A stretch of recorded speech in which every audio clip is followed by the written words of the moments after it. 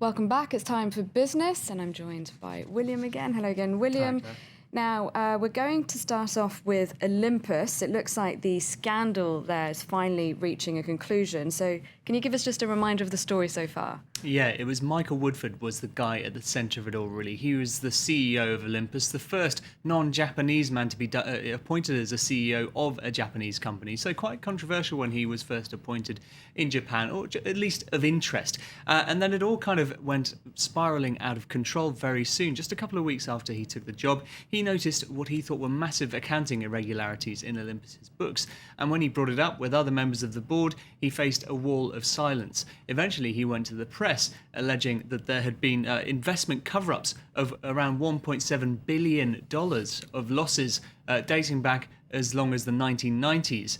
This didn't go down very well with the rest of the company, and in fact he ended up being fired from Olympus. But since then, investigators have backed up his claims, and now it's come to court and we've got a verdict. Yeah, just in the last few hours, 3 top former executives have admitted being guilty. They've pled guilty to this cover-up. The former president of the company has apologised and said that he will take full responsibility for the crime, which could come with 10 years in jail. So quite a vindication for Michael Woodford, who really did face a very difficult few months there when it seemed that no one was believing him. Even when he came out with his story to the press, there was a time when he was fired, it did seem that he was the one who's going to come off worse from this. He's now got constructive dismissal himself and is publishing a book on the subject, in fact, in the next couple of months.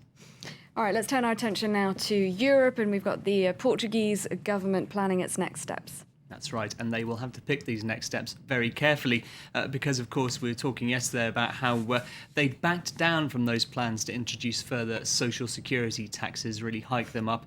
Protests happened and they backed down on that. Now the Prime Minister says he's working on Plan B, but it's going to be even more difficult to implement new austerity measures, having backed down from the last lot. Trying a different tack, Portugal's ready to explore all avenues when it comes to cutting the budget deficit. Prime Minister Pedro Passos Coelho said he wanted to find other ways to drum up funds, and that could involve pushing up income tax. The government's working on a proposal which aims firstly to find an addition to other income sources, not just from work but also via taxes from assets and capital gains, which could help level out the increase on workers' social security contributions. This comes after Lisbon had to rethink a planned tax hike last week. The proposal would have taken social security contributions from 11 to 18%. But mass protests outside the presidential palace in Lisbon gave ministers pause. They were the largest demonstrations seen here for years. On Monday, negotiations took place between government representatives and union leaders. But despite these talks, the unions are standing their ground against the proposed measures. The government is developing a proposal that is dishonest to the Portuguese people and seeks to deceive them. We reject any measure to change the IRS tax brackets, which could result in a reduction of salaries of public and private workers.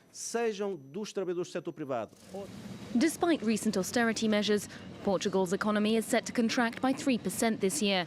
Nevertheless, the Troika have been satisfied with Lisbon's efforts to trim its debt. The country's been given 1 extra year by its creditors to hit its deficit target. And similar anti-austerity protests will be taking place in Spain later on today. The Indignados, the group that inspired the Occupy Wall Street movement, they're going to be protesting outside the Spanish Parliament later on. OK, now Christine Lagarde, the head of the IMF, has been sharing her thoughts on the Eurozone. What's the verdict? It's not looking good for Greece. I suppose we all knew that. But what she said that's new is that she says that even if the government does manage to find 11.5 billion euros in spending cuts that it's trying to find to cover the shortfall it's got, she says even that might not be enough, that the government could need additional tax revenue or just revenue streams coming in on top of that. So even if they do manage to come up with this extra money, it might not be enough. She also had a warning for the US. Yeah, now she was talking about the fiscal cliff, something we're going to hear more and more about over the coming months. In January, basically, tax cuts that were brought in originally by George Bush, they're set to expire.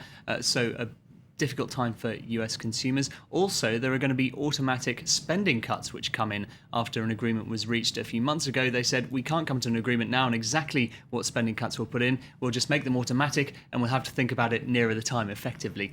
Now, both of these things happening at the same time is going to be a big knock to the US economy if some sort of compromise isn't agreed between Republicans and the Democrats in Congress as to how exactly to deal with it better. Let's hear what Christine Lagarde had to say about the risks.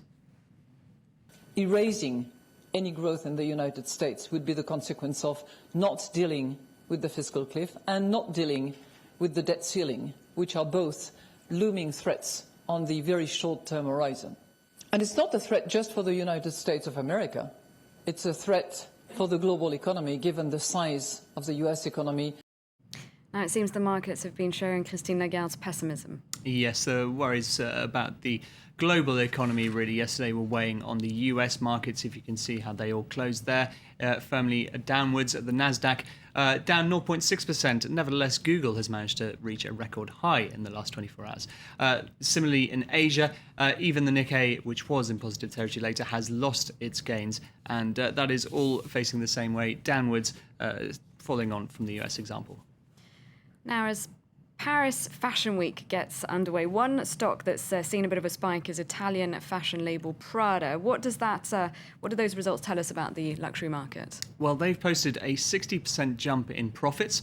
Great news for them. And their net profit for the 6 months through to July was 286 million euros. Now, crucially, they said that sales in the last couple of months in Asia were on track. This is reassuring to the luxury market because just a few weeks ago, Burberry, one of their competitors, they said that there had been a sharp drop in sales in China in particular, and that really spooked the market to think that perhaps things were going to suddenly drop off in China and that luxury products across the board were going to see a big fall. So Prada saying that's not the case from what they've seen, maybe just an isolated case with Burberry. Prada saying that while there might be a slowdown in the rate of growth, there's unlikely to be a hard landing for now for the luxury market. I wish I could afford some Prada. All right, moving on now to Apple. It's set a new sales record with its iPhone 5, but the markets still aren't pleased. Analysts thought that even more handsets would have been shipped, and there are fears that suppliers won't be able to keep up with demand. They flocked to shops and queued round the block to get their hands on the latest Apple handset. The iPhone 5 certainly flew off the shelves. More than 5 million were sold in the first weekend they were available, more than any other Apple product has achieved on its debut. How do you feel about that you got the new iPhone 5? I feel relieved that I can go lay down in my bed now. But his relief is not shared by many analysts. The sales figure still fell short of their predictions, resulting in the company's shares closing down on Monday below the key $700 threshold. However, analysts may not be the only ones left disappointed. Apple announced on Monday it had run out of its initial supply. In a statement, CEO Tim Cook tried to assure customers, saying, "We appreciate everyone's patience and are working hard to build enough iPhone 5s for everyone." But meeting that demand might not be so easy, with supplier problems threatening to slow down the smartphone production. Apple's largest component manufacturer, Foxconn Technology, was forced to suspend work at a plant in northern China after a brawl broke out among employees. It wasn't immediately clear when it will reopen. However, the supply limitations aren't stopping Apple going ahead with its most aggressive international rollout to date. The phone will be available in 31 countries by the end of the week and more than 100 countries by the end of the year. That's if there's any left to get your hands on. And we end with a big change for Time Out. Yeah, after 40 years in London, more than 40 years, they're going free. The Listings magazine, which is available around the world in different editions. They were charging around €3 a copy, but I suppose they're bowing to the inevitable in the printing industry, many would say. Reflects a trend, certainly in the UK. I mean, commuters on the tube have a number of newspapers and magazines all available for free. Time Out are now focusing on their website and using the magazine as a kind of shop front for that. Okay, all right. Thank you very much, William. And thank you for watching. Stuart Norval will have the headlines in just a couple of minutes. Don't go away.